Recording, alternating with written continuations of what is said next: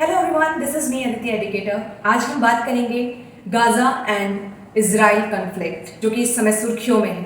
आज हम जानेंगे इसके पीछे क्या है कारण, क्या है हिस्टोरिकल बैकग्राउंड और क्या इसके रिजल्ट्स होने वाले हैं और कौन कौन से कंट्रीज इसके सपोर्ट में हैं या कुछ ऐसे भी हैं जो इसके अगेंस्ट भी हैं। तो चलिए सबसे पहले हम बात करते हैं इसके हिस्टोरिकल बैकग्राउंड के बारे में। तो बात करते हैं 1947 की, यानी 1947।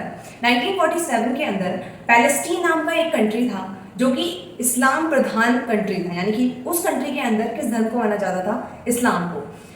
लेकिन उसी समय जर्मनी के अंदर कुछ लोग थे जो कि जूज यानी कि यहूदी रिलीजन को मानते थे, और उस समय हिटलर का राज था वहाँ पे, और हिटलर एक ऐसा डोमिनेंट और डिक्टेटर रूलर था जो किसी और धर्म को मानने नहीं देता था। तो इस वजह से उन लोगों ने जो यहूदी वंश के या यहूदी रिलीजन को मानने वाले जो लोग थे उनको वहाँ से उठाया और फिलिस्तीन, यानी कि जिसको हम हिंदी में फिलिस्तीन बोलते हैं, वहाँ पर लाकर और उनको एज अ रिफ्यूजी छोड़ दिया।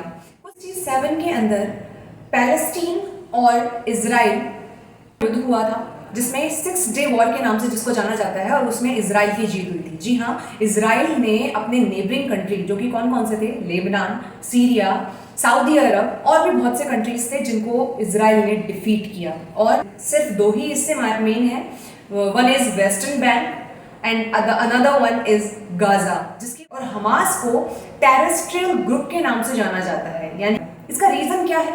एक मस्जिद है, आपने नाम भी सुना होगा, जेरूसलम नाम की एक जगह है जहां पर अल अक्सा नाम की एक मस्जिद है, जहां पर जो जूस लोग हैं यानी यहूदी लोग हैं, उनका कहना है कि ये हमारी पवित्र जगह है। और इस्लाम धर्म के जो लोग हैं उनका ये मानना है कि यहाँ पर पैगंबर मोहम्मद उनको सीढ़ियाँ दिखाकर गए थे स्वर्ग के रास्ते की। तो दोनों ही रिलीजन के जो लोग हैं वो इस जगह, जेरूसलम नाम की जगह को बहुत ही पवित्र मानते हैं। जेरूसलम एक ऐसी जगह है जो सिर्फ 35 एकड़ में फैली हुई है, और उसके जस्ट पीछे यानी कि एक और जगह बनाई गई है जिसको डोम ऑफ द रॉक कहा जाता है, जहां पर इस्लाम धर्म के जो लोग हैं वो नमाज अदा करने के लिए जाते हैं। 2021 में इजराइल ने डोम ऑफ द रॉक, जहां पर इस्लाम धर्म के लोग नमाज अदा करते हैं, वहां पर उन्हें हमला कर दिया था। इस 35 एकड़ जमीन पर फैले जेरूसलम नाम की जगह के लिए हमास नाम के एक टेरिटोरियल ग्रुप ने 7 अक्टूबर 2023 को 20 मिनट के अंदर 5000 रॉकेट दगा दिए।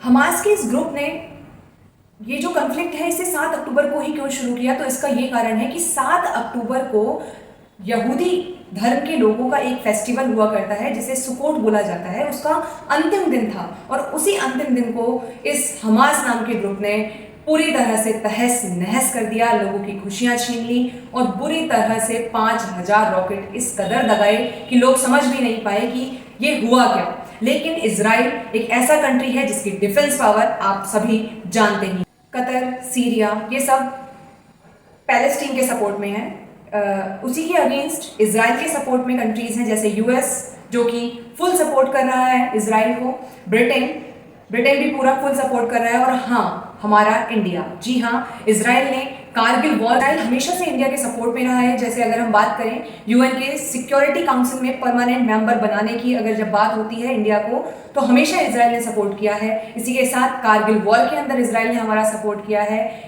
और वेपन्स, ड्रोन्स, अच्छी टेक्नोलॉजी हमेशा भेजने में हमारी सपोर्ट और हेल्प इजराइल ने की है। तो इजराइल एज अ हमारा हिडन फ्रेंड रहा है, हमने कभी ओपन फ्रेंडशिप नहीं दिखाई है, लेकिन अब आज यानी कि 7 अक्टूबर को जब ये वॉर हुआ, ये जब कॉन्फ्लिक्ट छिड़ा, तो हमारे भारत के प्रधानमंत्री नरेंद्र मोदी ने इजराइल को सपोर्ट करने की बात कही है। For more updates please stay tuned, like, share and subscribe my channel. Thank you.